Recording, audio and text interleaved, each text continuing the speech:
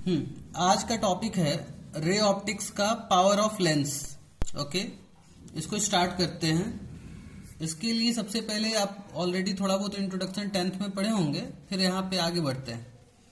आप थोड़ा अच्छे से देखिए। सपोज करिए कि यहाँ पे कोई लेंस है, this is convex lens, this is principal axis. अगर कोई लाइट रे इस लेंस पे जा करके गिरती है, इस लाइट रे को ऐसे सीधे चले जाना चाहिए था। ये इसका नेचुरल पाथ है। हम कंसीडर कर लिए कि ये ऐसे इस लेंस से, चूंकि ये कन्वर्जिंग लेंस है, इससे बेंड करके यहां आकर के गिरती है।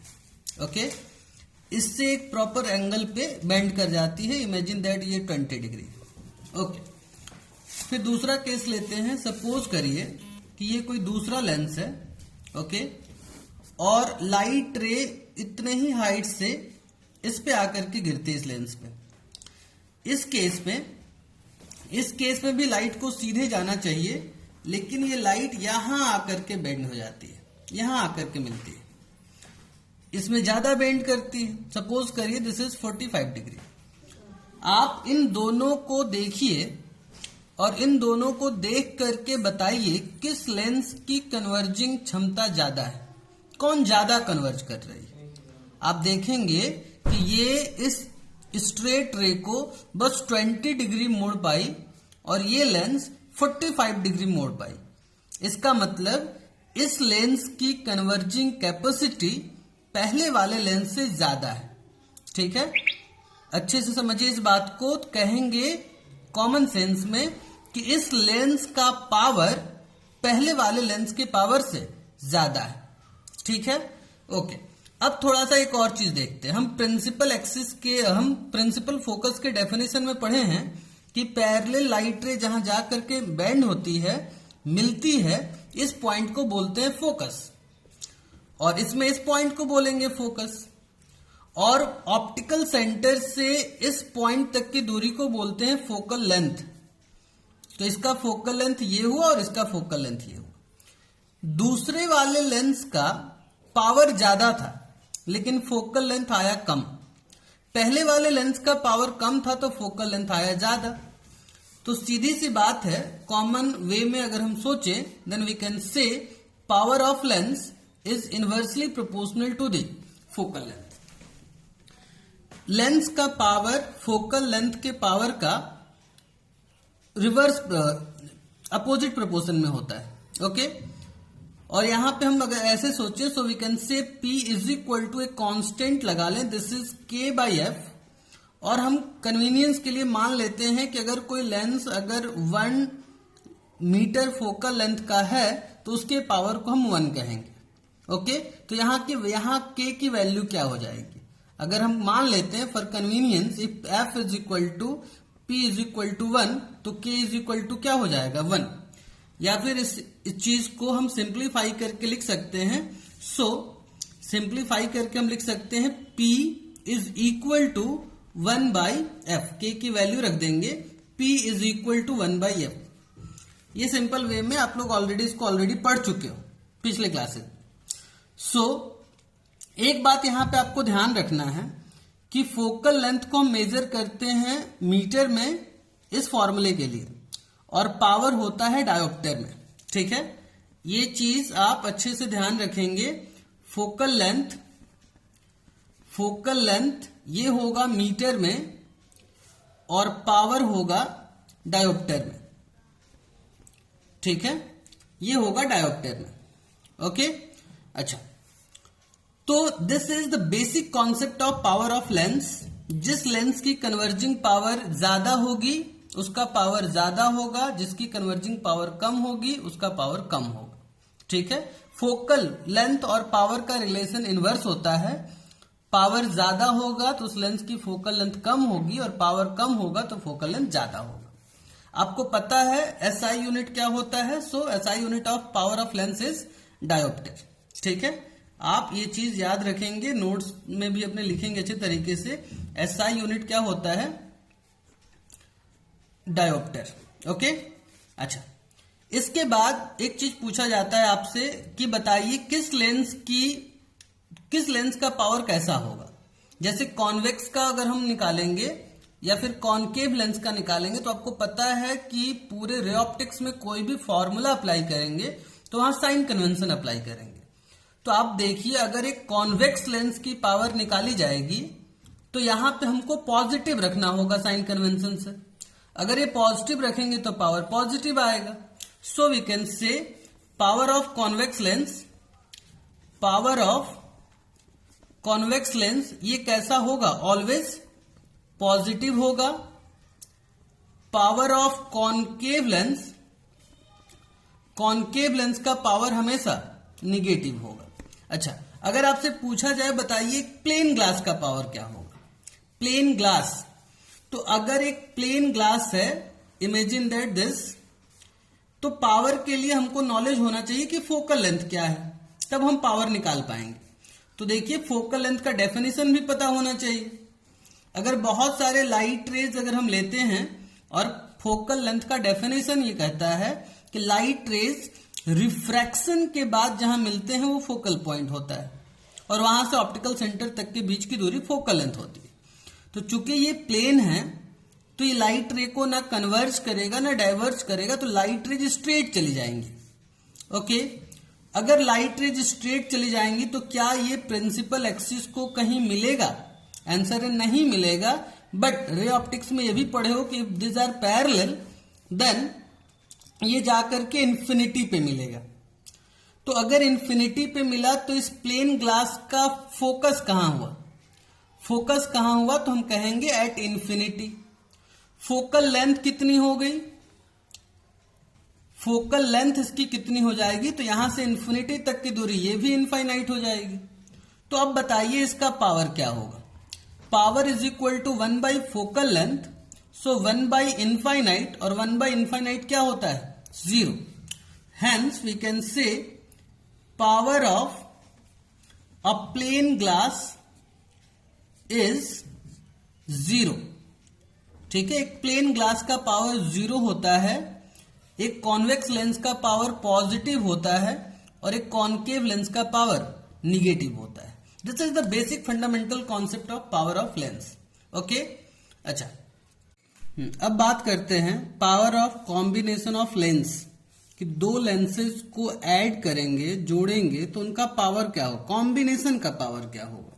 ठीक है, अच्छा, तो सबसे पहली बात कि हम कॉम्बिनेशन करेंगे ही क्यों, ठीक है, और दूसरा चीज कॉम्बिनेशन करेंगे तो दोनों लेंसेज के कंबाइंड लेंस का जो कॉम्बिनेशन बनेगा उसका पावर क्या आएगा। ओके, तो पहले समझते हैं कि need of combination.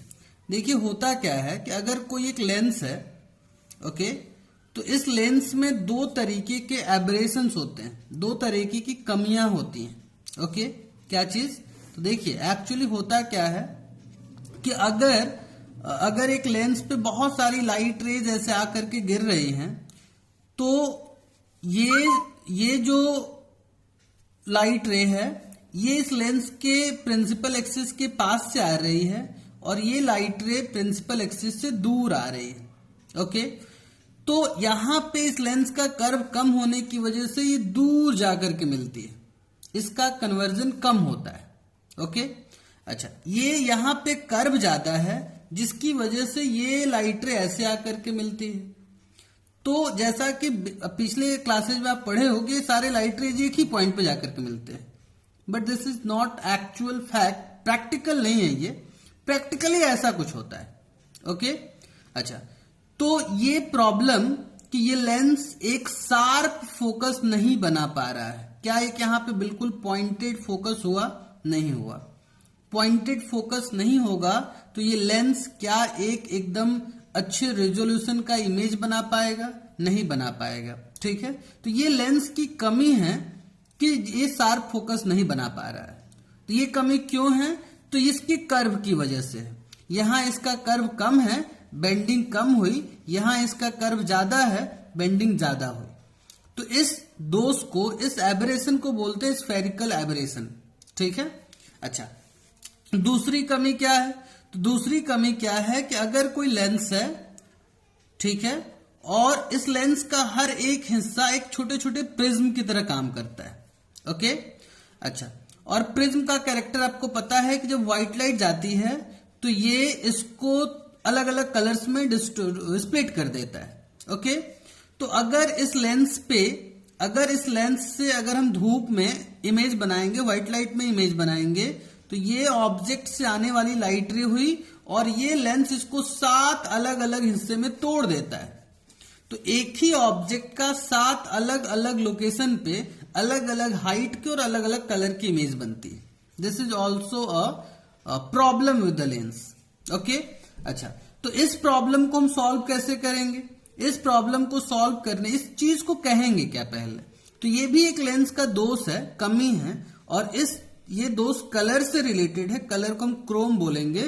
So this is called chromatic aberration, colour से रिलेटेड प्रॉब्लम। पहले के कैमरे होते थे जिससे कि हम नॉर्मल निगेटिव से पिक्चर्स बनाते थे, तो उसमें ऐसे बहुत सारे प्रॉब्लम्स आते थे। ठीक है, आजकल के कैमरे में ऐसी प्रॉब्लम्स नहीं आती। अच्छा, तो सबसे बड़ी बात कि ये जो प्रॉब्लम्स हैं इनको हम सॉल्व कैसे करेंगे?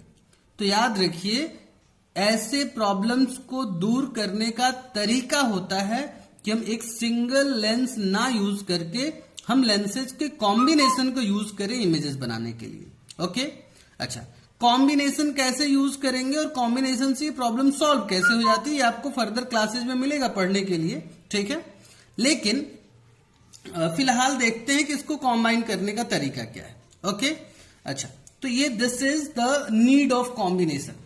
हम जान रहे थे कि कॉम्बिनेशन का जरूरत ही क्या है।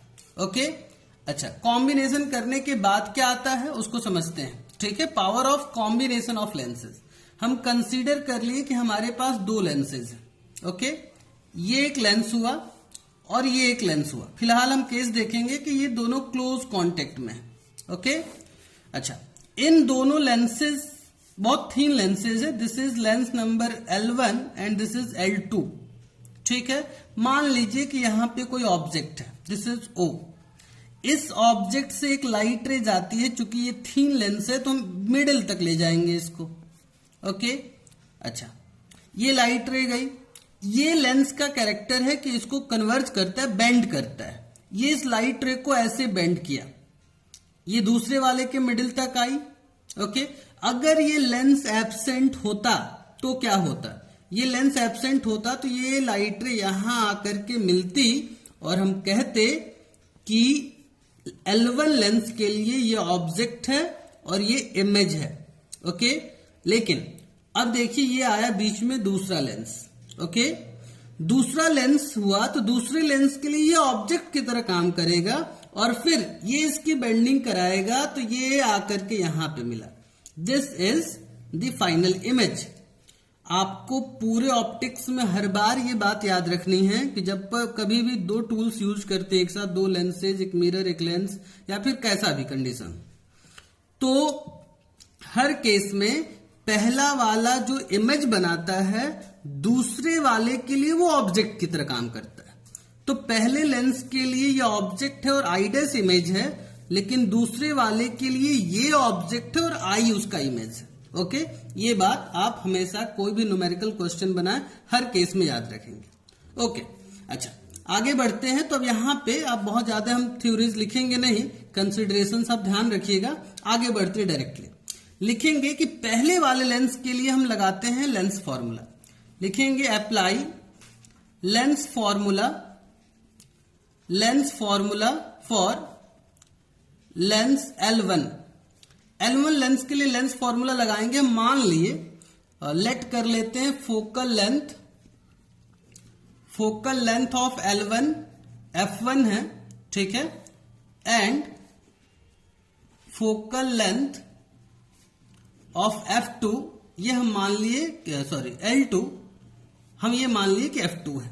ओके, तो यहां पे पहले वाले के लिए लेंस फॉर्मूला लगाएंगे। So we can say this is 1/F1 equal to, ध्यान दीजिए पहले वाले के लिए 1/V माइनस 1/U होता है, तो 1/V मतलब यहां पे ध्यान दीजिए एक और चीज, ये हो गया ऑब्जेक्ट डिस्टेंस, ये सेंटर कंसीडर करेंगे। ये फाइनल इमेज डिस्टेंस नहीं है, सो इसको हम V डैश मानते हैं तब तक। ओके, और ये इमेज है, इसको हम मानेंगे V। ओके, तो पहले वाले लेंस के लिए 1/v माइनस 1/u करेंगे तो आपको क्या लिखना होगा, 1/v के जगह पे v dash minus v dash और माइनस हो जाएगा 1/u के जगह पे 1/u के जगह पे हम करेंगे u। Okay, this is equation number first. Okay, अच्छा फिर से दूसरे वाले लेंस के लिए अगेन लिखेंगे apply lens formula for Lenz L2। दूसरे वाले लेंस के लिए अगर हम लेंस फॉर्मूला लगाएंगे तो क्या होगा, this is 1/f2 is equal to 1/। अच्छा, दूसरे वाले लेंस के लिए देखिए ऑब्जेक्ट कौन है, तो ऑब्जेक्ट के जगह पे हो जाएगा ये आई डैश और इमेज हो जाएगा v। तो हम क्या लिखेंगे, 1/v माइनस 1/u, तो 1/v और माइनस 1/u ऑब्जेक्ट डिस्टेंस क्या है, v dash. This is equation number second. हम इन दोनों को ऐड कर देंगे, लिखेंगे adding equation first and equation second. Okay, तो क्या मिलेगा, 1/f1 plus 1/f2 is equal to, आप ऐड कीजिए दोनों को, आप देख सकते हो बहुत सिंपल है, 1/v dash minus 1/v dash, ये कैंसिल हो जाएगा तो क्या मिलेगा, 1/v माइनस 1/u, डायरेक्टली लिख सकते हैं 1/v माइनस 1/u। ठीक है, तो अब थोड़ा सा ध्यान से देखिएगा यहां पे, अगर ये पूरा लेंस मिल करके कॉम्बिनेशन का फोकल लेंथ f हो, if the focal length of combination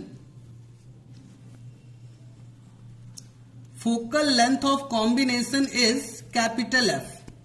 अगर हम कॉम्बिनेशन का फोकल लेंथ f कहें, ठीक है, तो बताइए हम अगर इसके फोकल लेंथ को f कहते हैं तो इसके लिए ऑब्जेक्ट डिस्टेंस, इसके लिए ऑब्जेक्ट u हो जाएगा और फाइनली इमेज हो जाएगा v।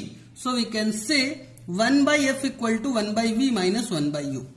ठीक है, इसको हम इक्वेशन थर्ड कह लेते हैं, इसको इक्वेशन फोर्थ कहेंगे। अब देखिए थर्ड और फोर्थ इक्वेशन के RHS इक्वल है तो LHS इक्वल होंगे, लिखेंगे from equation third and fourth, दोनों इक्वेशन से हमको फाइनली क्या मिलेगा, this is 1/f equal to 1/f equal to 1/f1 plus 1/f2। इस फॉर्मूले को आपको प्रीवियस क्लासेस में डायरेक्ट बताया गया था और ये इसका प्रूफ होगा। ठीक है, power of combination of lens, जो भी लेंस हो उसका पावर हम कंसीडर करेंगे, यहां पे रखेंगे और इस तरीके से कॉम्बिनेशंस की फोकल लेंथ को निकाल सकते हैं। ओके।